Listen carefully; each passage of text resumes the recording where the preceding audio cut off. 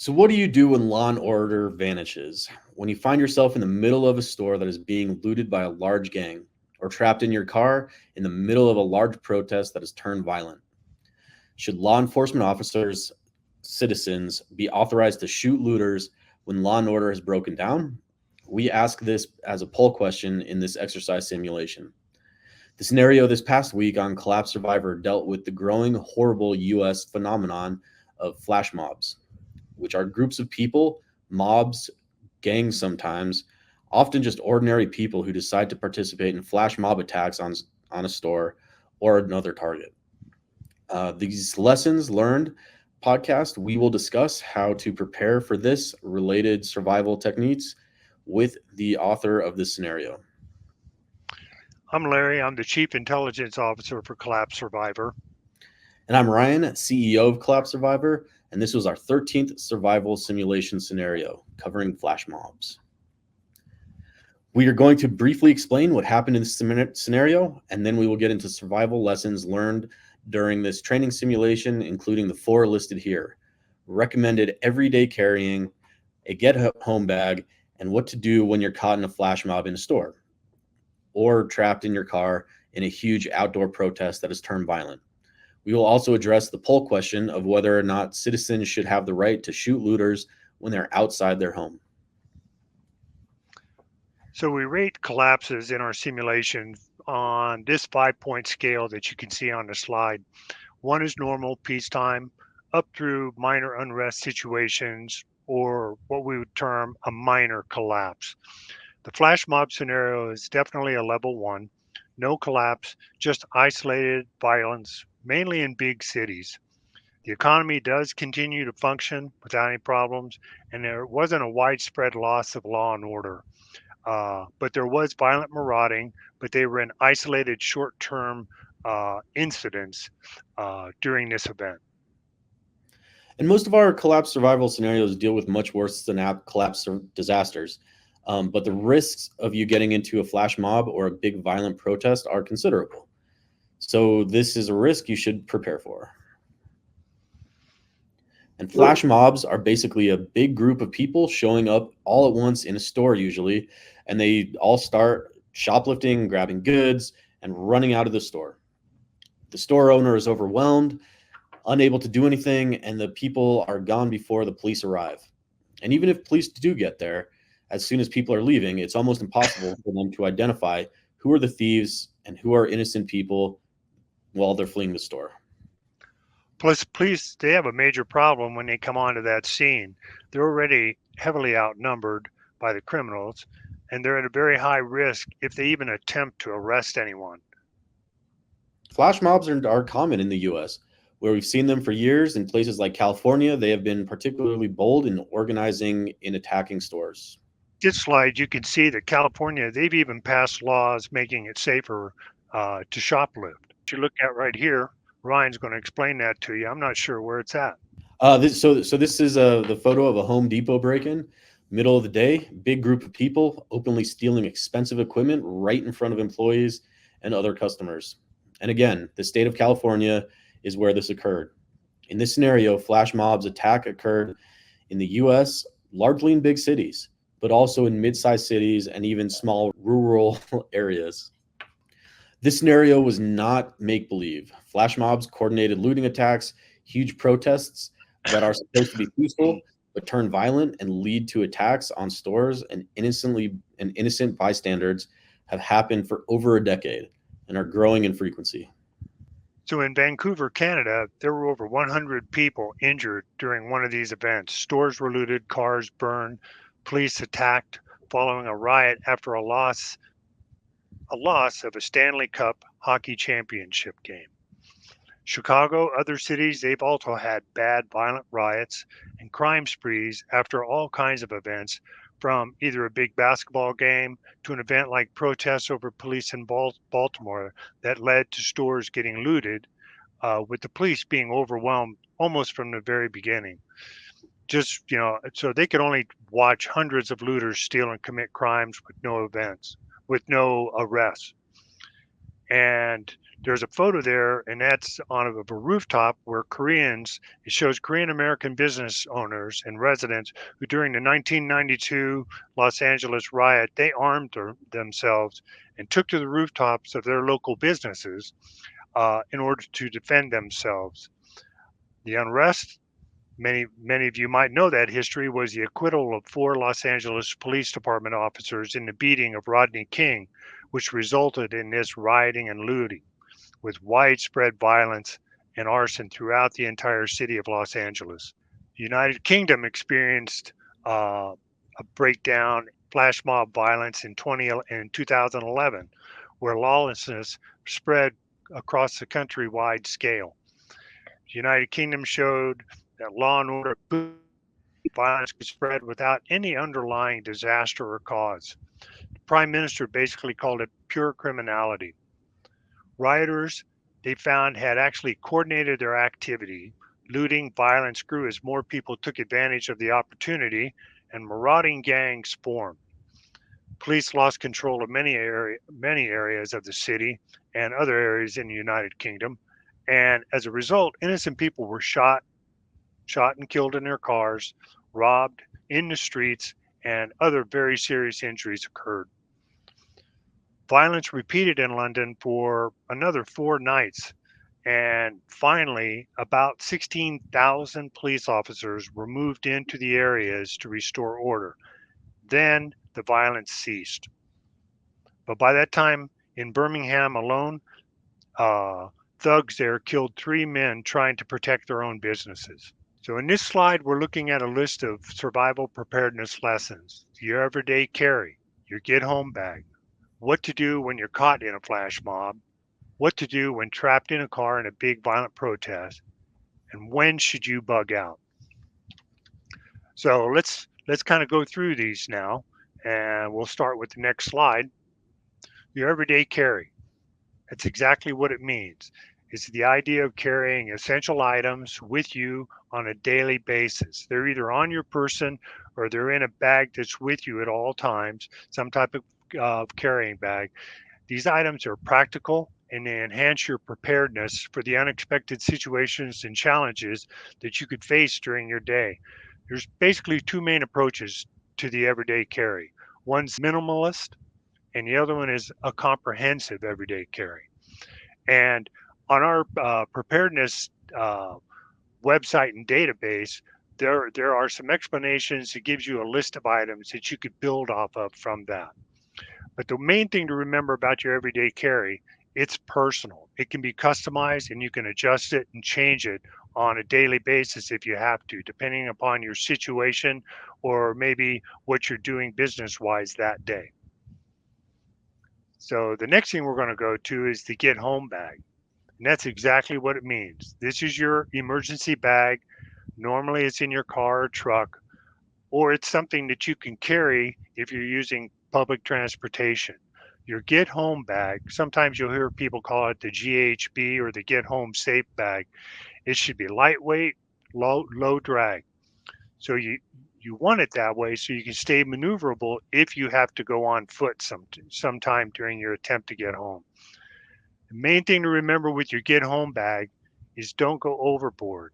And it's very easy to do this and get carried away and what you put into your get home bag to where you turn it into a full blown bug out bag. That's a very strong temptation, and I'll urge you to avoid doing that. But with your get home bag, you're thinking about basically your everyday carry items, but now you're adding in some extra food or rations, some snacks, more of your first aid kit. That's probably where you would have your individual first aid kit. And you can get those online depending upon what your skill level is. Probably a change of clothes. And you might, depending upon your situation, consider having some type of personal defense weapons with your get home bag. And now, next, we're going to look at something here. What do you do if you're in a store and a flash mob event occurs? So let's think about this because basically what's happened is you've missed those flags or indicators in your situational awareness to tell you that there's trouble going on. Maybe you were lost in your cell phone looking at text or something, but you've missed it. Now you're caught in it. Okay. You didn't get out soon enough. So what do you need to do? Here in this survey question, we have some answers for you that you'll basically click the one that fits your personality or who you are. But basically, I'm going to tell you if you get caught in a store where there's a or a mall where there's a flash mob, event and they're all over the place, you want to become that gray man. Basically, that means you want to blend as best you can into the environment. Move away from the center of the action and the activity. Try and seek cover along the periphery. And in doing that, you definitely want to present yourself as not a threat to the flash mob criminals. And what you might want to look for is a doorway that's marked employees only or a bathroom. Get you and your loved ones into it, lock it, and stay there till the good guys arrive.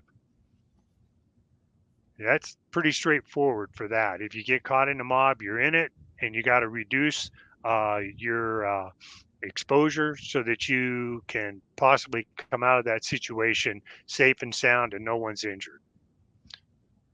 So we'll go to the next one. If you happen to be trapped in a large protest movement and it blocks your traffic. Anytime I travel, even by myself, but if I travel with loved ones, to me, it's almost like a VIP type of planning situation. It's not hard to basically plan where you're going and what your routes are going to be. What are the possible alternate routes if, there's some type of traffic uh, jam or there is something going on. But one of the main things you need to remember is be aware of your surroundings, your situational awareness, and pay attention to what's going on in your environment. If there's already been protests and unrest in your city where you're living, and especially in the areas near you or where you live, you probably don't want to be traveling. So you shouldn't even get. My first recommendation would be don't even get out. Okay. The second thing I'll advise you to do is okay, you went out and you got caught in it and didn't know, and it was on you before you knew it. Remember, your vehicle is the safest place for you at that time. So don't exit your vehicle unless you absolutely have to. Uh, okay, your windows are being bashed in, they're coming at you, they're reaching in trying to grab you or your loved ones. Still, your vehicle is your primary safety place, and it can also be used as a weapon. If you can, pull your vehicle slowly forward or a direction to get you out of that protest center mass of activity and to get yourself remove yourself from that area of danger. Now, if you've done everything in your power to avoid the violence and you fear for your life and they're coming in your car, you are justified to use deadly force to get out. So, but to me, that's a last resort. If I'm trapped in a large protest, it's up ahead of me, and I see all that activity up there. There's no way for me to get out. I would recommend to you exit your vehicle, lock it, and get out of the area. But again, we go back to if you're trapped in it and there's no way out for you, you try and inch your way through the crowd until you can get into an area that's less dangerous, and then hopefully you can break away from it. Probably the best piece of advice for these last three sides: your everyday carry, your get home bag, and if you're caught in a protest, there's a trio of things to bring with your everyday carry items: your keys, your wallet, and a knife. Okay. Usually a folder because you want it hidden away conspicuously if you're at work and stuff. But I always add a fourth thing in there: bring your brain. A lot of people leave their homes without their brains, totally clueless to what's going on. And they're walking out the door, their face is in their cell phone, they're looking at text. They don't even know what's going on outside their front door. So, first thing you need to do is make sure you have your brain, which leads me to also advise you in all three of these situations so far is you can have all this cool equipment, but if you don't have the skills and knowledge on how to use them and the survival mindset, it's not going to do you any good. It's like not having anything at all. So that would be my advice for that. And then we'll go to the next slide here. When should you bug out? And the questions right there are things that you need to answer to bug out or to shelter in place. That's a series of questions and factors that you need to answer very honestly. Is there an immediate threat to your safety and for your family's safety uh, when you're at home? If that's the case and it's dangerous and you have the ability to get out, uh, then do so, bug out. But right away, that brings up the question, do I have a place to bug out to, or am I just going to drive out into the wilderness? Not a good idea.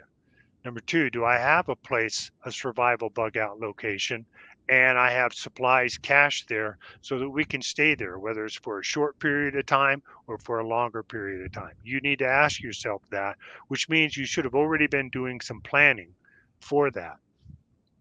Is the situation escalating? So you're at home. Is it escalating to the point where you may be in danger? Do you stay or do you bug out? Again, it goes back to that to the first question that I was answering. Do you have a place to go? If you don't have a bug out location, then you may have to choose to shelter in place, lock down, stay quiet, and hopefully the danger passes over you. So, uh, and then the third question that you find there is there greater safety leaving uh, from the current location you're in? If the violence is escalating to that level, that's a personal choice for you. And I tell people it depends upon the skills that you have and are you even ready to go? Do you and your family have a plan? Uh, because the moment you start traveling through a dangerous area, you also put you at risk. So you have to measure the balance between sheltering in place and hoping law enforcement gets control of the situation again, or you can get to a safer location. Maybe you have friends that live outside the danger zone. You should have been there already.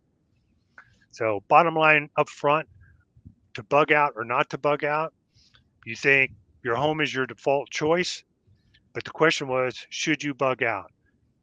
You have to answer the question, if this area is becoming too dangerous for me and my loved ones, you need to bug out. And that's probably the quickest way to do that one. And we've seen a lot of retailers bug out of cities like Portland and San Francisco in recent years due to the consistent robberies and protest violence. I don't know if you, Larry, have seen some of the videos, but they're pretty concerning, right? Like they're very the people that are marauding are pretty brazen about how they do it. Yeah. And that that factors into the plan that everyone should be putting together a survival plan right now on how they're going to take care of themselves because you have to take responsibility for your own survival and your safety and well-being of your family. And that takes some planning, and you start simple and you move to that next level with that. Uh, but to start doing that when the event is upon you, uh, it's probably not going to turn out well for you at all. I agree with that. Yeah. It's pretty scary what's happening with all that. Yeah. Um, It's one of those things where you have to start out with a basic plan and just start moving and step through it a piece at a time. We have a great website with the Collapse Survivor where people could actually get started to doing that. And then if they have any questions, they can shoot those to us. We'll be glad to answer those and help them out. And we could start with the everyday carry to the get home safe bag, to the bug out bag. Uh, we'd be, the Collapse Survivor team would be very willing to help out. And there are a lot of sites you can go to too. yeah, and the repository that we have on the website, it goes real in depth with a lot of a lot of these situations and things that you need to do. Um, so make sure to check that out. And it is, we do curate that, so it's not just like random stuff that we put on there. It is Yeah, information that is up to date, that is made by experts and curated by experts. So right. And that's an important point to make about that with our database. It's it's been checked out. It's a good source. Okay, here we're looking at should LEOs, law enforcement officers, and citizens be authorized to shoot looters when law and order is broken down? Uh, that is a question that really gets people's blood pressure up and boiling from one side or the other. But what you got to think, I think for me personally, it comes down to one question: if my life or my loved ones' lives and well-being is threatened to where it could be a loss of life or severe bodily harm, uh, you're authorized to defend them. So I would say yes, you're authorized to defend yourself against looters or marauders, especially if they're not just taking property, but now they've threatened you at that personal level. Someone is going to be injured or killed. So I just boil it down to that one small point there. Then you're authorized to do that. But if you get into the discussion with this, there are a lot of people they want to throw in things like, well, can you avoid it? Can you move away from it? Those kind of things. Uh, that really complicates this question. But for me, I keep it very simple. Uh, if it's a loss of life or severe bodily harm, I'm going to defend myself and my family against uh, looters and marauders. And I will not do that for property, but I will do it for severe bodily harm and loss of life. So that's basically how I answer this. I'm going to take it one step further. I would, if if law and order is broken down, and there's nothing really to, it, if people are literally trying to like take your food and I mean, it depends on like the property that you have. Is it 100, 1,000 acres, right? Like if they take 20 acres, I'm not really going to care that much unless it's part of the house or whatever. But I would, I mean, I would I see almost, where you're going with this.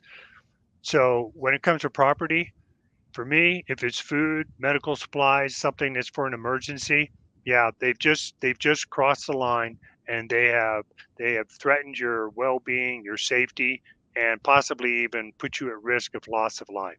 Yes, then you can definitely defend yourself and yeah, defend that emergency gear.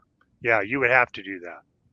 I would 100% agree on that. Yep, And they shouldn't be, if yep, it's something that is like non, if I technically own 1,000 acres and they want like 20 acres of that, like it's all right, fine, yeah, like, but anything, if it's even, I mean, I guess it really depends on like what they're going after, and if they're going after something that's like anything that's of importance to me, of like gun, yeah. whatever it is, I will absolutely defend myself against that. And I think that, I mean, with what we were just talking about earlier, with people running in and stealing stuff from Target or Walmart or whatever it is, I'm not gonna I'm not gonna do anything about that because No, not you at know, all. it's sad, but it's I don't really care. It's not coming out of my pocket. It's the big corporation. And then you get into the more nuanced part. Like if it's like a small business, then then I might be a little bit more aggressive with it. But again, it's still you know Right. nobody's really fighting for their life with that. So Yeah. when law and order breaks down, I think that that's a whole different ball game. And I'd be a lot more um, liberal with with using force to defend to defend myself. Definitely. It's just Awesome. something that's a direct threat to my family and myself to stay And that alive. includes food. Yeah, and that includes And food, that's it. medical equipment, that kind of thing. Yeah. Yeah. That's it. Awesome. So yeah, so just make sure to remember to for everybody listening, make sure to keep your collapse survivor on your phone, even if you don't play the simulations, so you can get real potentially life saving alerts.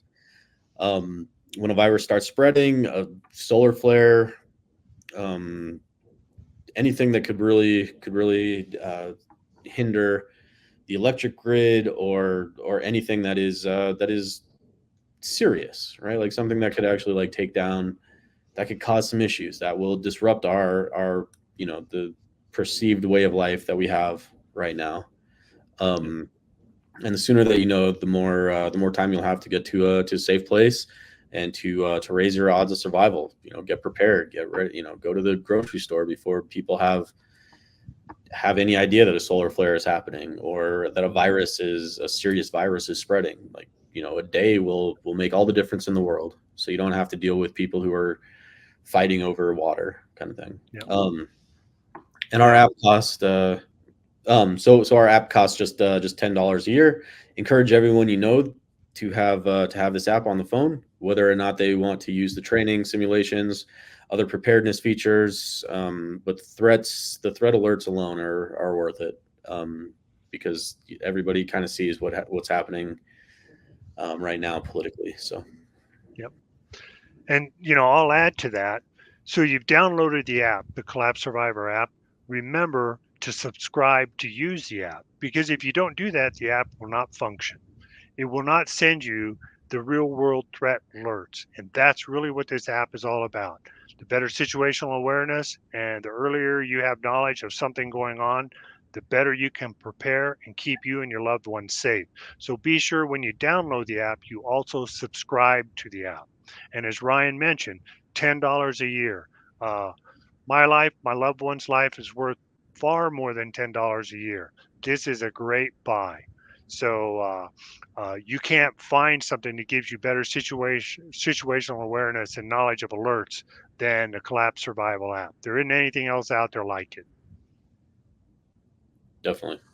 So we will send out the lessons learned report to those of you that were in the live play, the first release of this simulation, and for those of you playing or watching this later, you can find the lessons learned report organized by survival topics covered in the Collapse Survivor webpage, preparedness knowledge base.